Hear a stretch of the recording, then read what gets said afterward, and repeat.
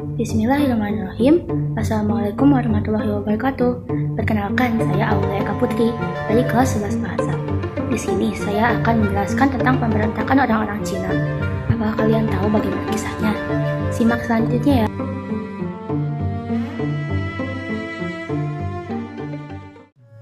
Sejak abad kelima, orang-orang Cina sudah mengadakan hubungan dagang ke Jawa, dan jumlahnya pun semakin banyak.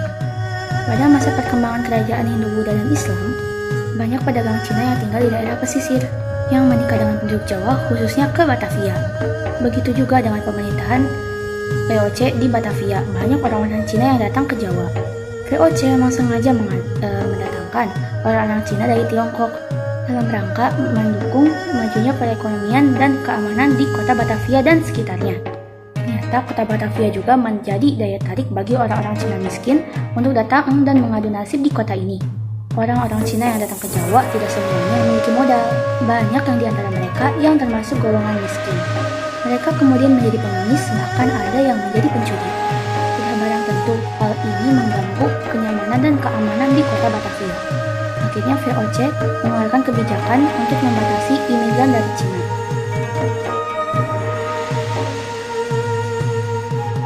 Untuk membatasi kedatangan orang-orang Cina ke Batavia, VOC mengeluarkan ketentuan untuk orang-orang Cina yang tinggal di Batavia harus memiliki surat izin bermukim yang disebut Permissive Burgess.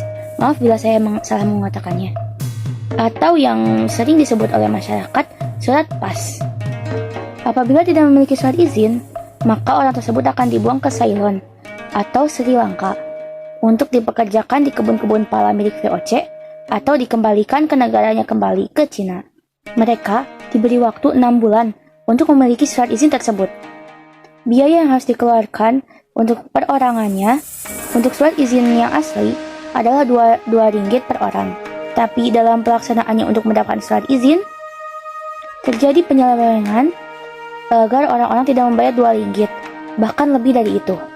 Akibatnya, banyak orang-orang yang tidak bisa mendapatkan surat izin tersebut. VOC pun bertindak tegas. Orang-orang yang tidak memiliki surat izin bermukim pun ditangkap. Tetapi, mereka banyak yang dapat melarikan diri keluar kota. Mereka yang mengeluarkan diri dari Batavia pun membentuk kelomboran dan mengacaukan keberadaan VOC.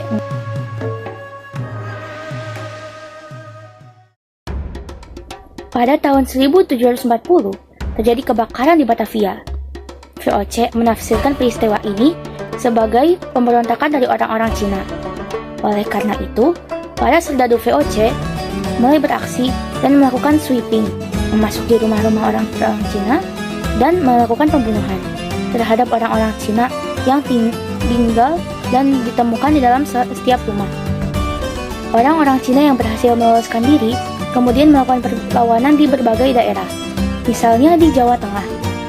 Salah satu tokohnya yang terkenal adalah Owei Pangko, atau kemudian dikenal dengan sebutan Ke Panjang. Kemudian di Jawa menjadi Ki Sapanjang. Nama ini dikaitkan dengan perannya memimpin perlawanan di sepanjang pesisir Jawa.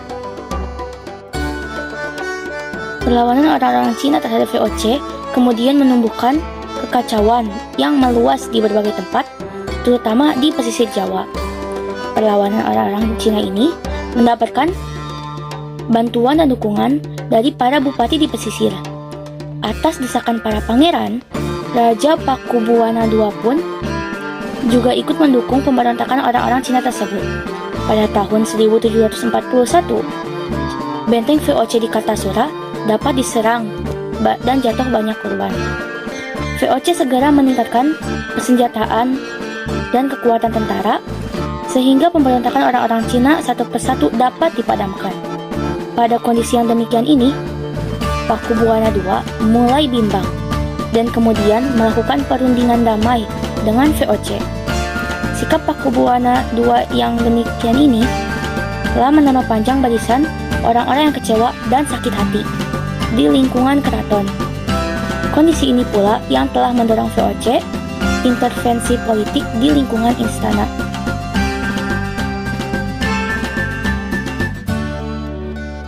Nah, bagaimana teman-teman? Udah mengerti belum? Kalau belum boleh diulang lagi nih videonya. Maaf kalau saya ngomongnya kecepatan. Terima kasih untuk telah menonton. Jazakumullah khairan katsiran. Wassalamualaikum warahmatullahi wabarakatuh.